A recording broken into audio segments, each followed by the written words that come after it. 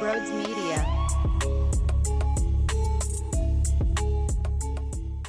I went back and looked at when the Seattle Seahawks game went down last season. That was after San Francisco kicked your ass. That was after the Dallas Cowboys in Dallas smothered you and beat you down big time like you were a nobody. So it was already so late into the season, you can't hurt me anymore. I'm already as hurt can be. Now, the whole season is ahead of us. And you think that maybe there would be an optimistic side? That there's plenty of time to get back on track? But that's not how my brain works. Not with this head coach. Not with this leader. Now, I went back and reflected on everything that transpired in yesterday's postgame show. And here's reality. I was so damn stunned.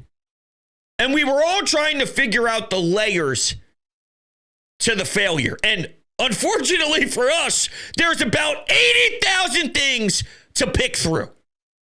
There were so many potential debates that can happen with one football loss. I don't know if it will ever be that way again. That's how many angles there are to dissect. Pass rush sucks. Howie sucked putting together some of these pieces.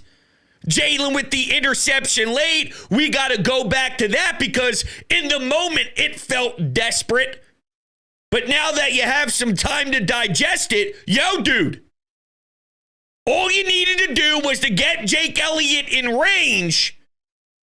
Some of this is on Kellen Moore for what was drawn up.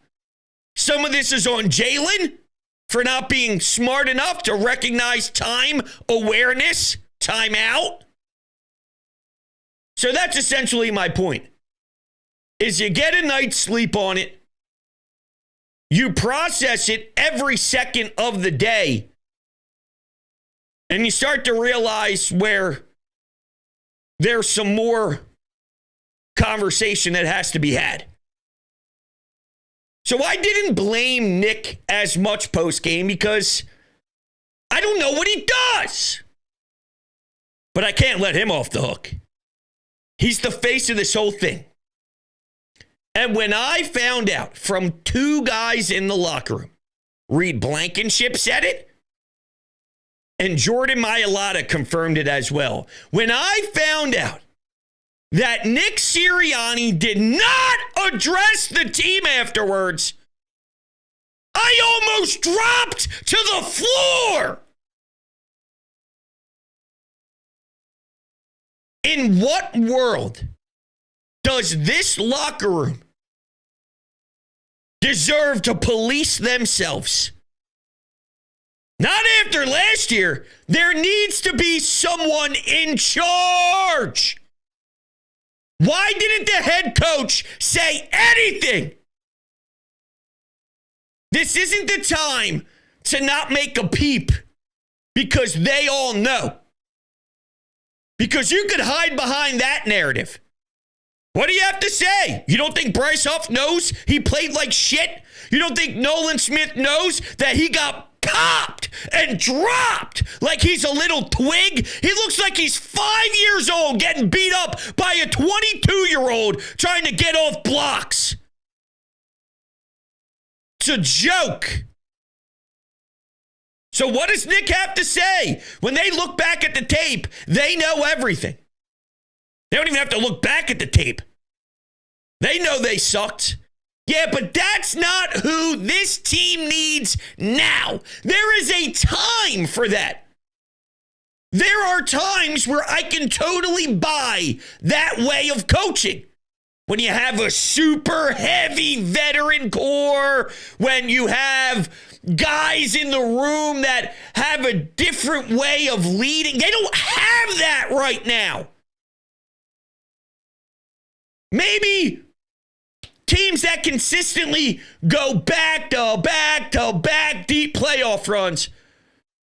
Kyle Shanahan might have some opportunities for that. Andy Reid might have some. But I don't even think Andy Reid would do that. Because there is an important message that has to be delivered in the moment. It doesn't hit the same the next morning. It doesn't hit the same way when you go over film. It doesn't hit the same way. It needs to be when everyone is together and, let's be honest, kind of vulnerable. When you go through the lows together, you don't wait. The coach didn't speak after that disgusting loss. How do you not speak? How do you not say anything to those 53 men that just went out there? Yet I'm hearing from Nakobe Dean that the details weren't good. Well, if Nick was supposed to stay away from offense, stay away from defense, his job was to probably, I guess, the way they looked at it is make sure they're not playing sloppy, make sure there's not a lot of penalties, make sure they're playing clean. Nakobe Dean says this team screwed up details heavily. Quinyon Mitchell, Bryce Huff, Darius Slay, they're all saying, oh, they screwed up. So all these guys are coming out saying, I screwed up, I screwed up, I screwed up. Well, then what's Nick's job? Is it Nick's job to make sure these guys aren't screwing up? Kellen has the scheme. Kellen is calling plays mid-game. Vic Fangio, you know what you brought him to do? You brought him in to do what Vic Fangio does. Which is funny because, well, the personnel is trash.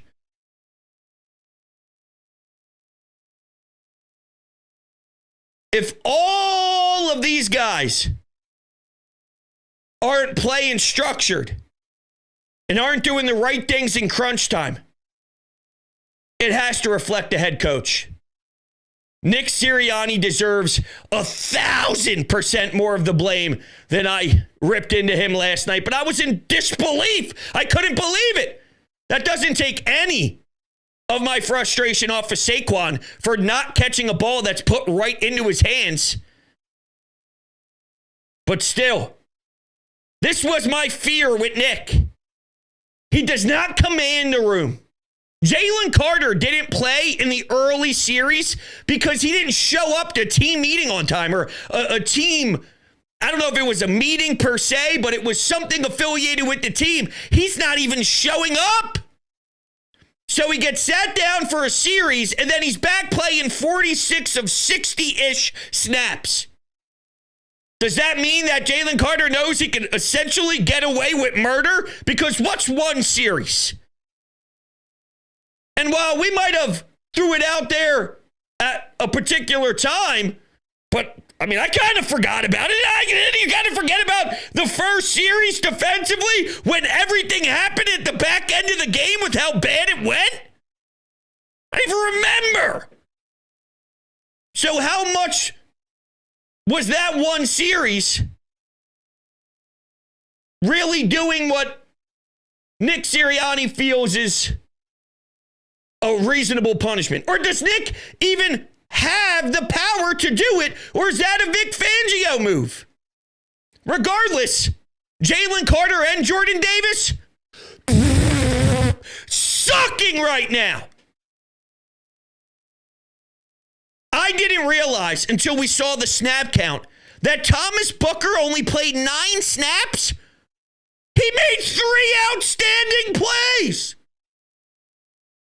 So he was mucking and making an impact on 33% of his opportunities. He did more than everybody else combined, and he did it in significantly less snaps.